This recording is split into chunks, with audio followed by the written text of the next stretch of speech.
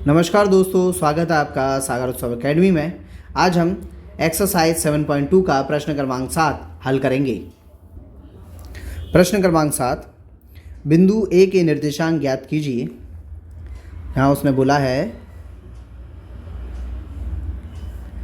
बिंदु ए के निर्देशांक ज्ञात कीजिए। हमें ए के निर्देशांक निकालना है, जहाँ ए बी एक वृत्त का व्यास है। तो ए बी क्या है? वृत्त का हमारा व्यास है, जिसका केंद्र 2-3 है तथा बी के निर्देशांक 1-4 है। तो हमसे बोला क्या है? पहली चीज़ तो एक व्यास किस में होता है? वृत्त में।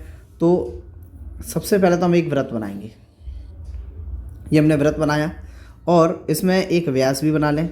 तो व्यास हमारा यहाँ से ये हमने व्यास बना दिया और इसके बीच में एक सेंटर बनेगा। तो जो हमारा हो गया सेंटर यानी केंद्र, और इस व्यास का नाम उन्होंने ए बी दे रखा है। हमें क्या क्या दिया हुआ है? उसने पहली चीज़ तो केंद्र बोल दी। तो केंद्र कितना दिया है उसने? 2-3। फिर उसने बी भी दे दिया हमें। बी कितना दिया है? बी दिया है उसने 1-4। इतनी चीज़ें तो हमें दे रखी हैं उसने।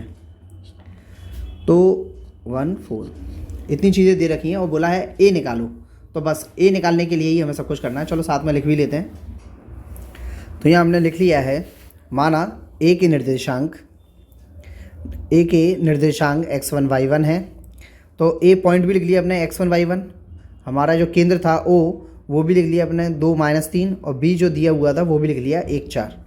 इनके अपन ने x1 y1 भी लिख लिए। तो यानी कि x1 बराबर x1 ही है, y1 बराबर y1 ही है। यहाँ पर कैपिटल X 2 है, कैपिटल Y -3 है, और यहाँ पर x2 जो है वो 1 है और y2 जो है हमारे पास 4 है। ये चीज़ बता दें कि हमारे पास जो ये मिला है व्यास में हम जानते हैं कि दोनों तरफ त्रिज्या बनती है। केंद्र के इस तरफ भी त्रिज्या होगी, केंद्र के इस तरफ भी त्रिज्या होगी। त्रिज्या हमेशा बराबर होती हैं, इसलिए जो सूत्र लगेगा वो लगेगा हमारा मध्य बिंदु का।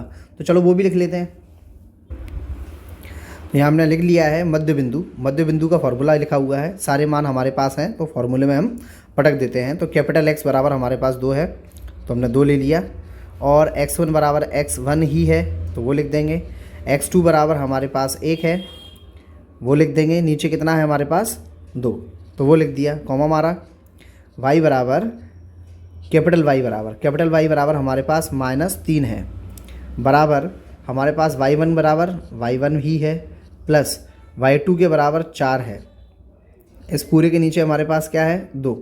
ठीक है, इतनी चीज़ तो हमने ले ली। अब इसके नीचे भी अपन 1 मान लो, इसके नीचे भी 1 मान लो, और कराओ कैंची गुणा। ये चीज़ ये अपन कराएंगे कैंची गुणा। तो अब देखो, चित्र की तो हमें ज़रूरत नहीं है, चित्र मिटा देते हैं। आप चित्र को नोट कर लेना, इससे क्या है क्वेश्चन क्लियर समझ में आ जाता है।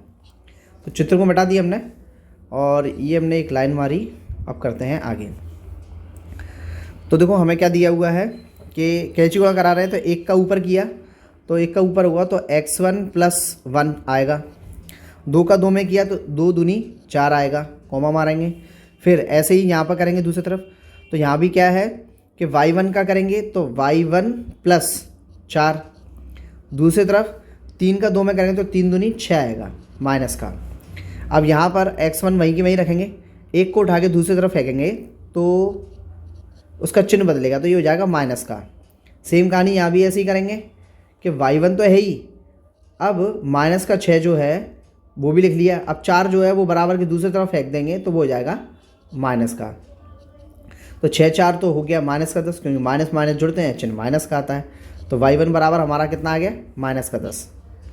y1 बराबर आ गया हमारा -10, और x1 बराबर जो आ गया हमारा वो आ गया 4 में से 1 गया तो बचा 3। तो x1 y1 आ गए। तो ए के निर्देशांक जो थे हमारे वो क्या थे? x1 y1। अब जो हो जाएंगे वो निर्देशांक वो क्या होंगे? x1 बराबर 3 और y1 बराबर -10। इतनी चीज़ निकाल ली हमने।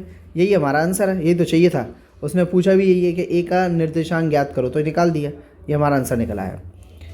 इसी के साथ साथ प्रश्न क्रमांक 7 खत्म होता है। यदि वीडियो पसंद आया हो तो लाइक कीजिए, सब्सक्राइब कीजिए और वीडियो को ज़्यादा से ज़्यादा शेयर कीजिए। यदि आपको कोई डाउट है तो आप कमेंट बॉक्स में पूछ सकते हैं। धन्यवाद।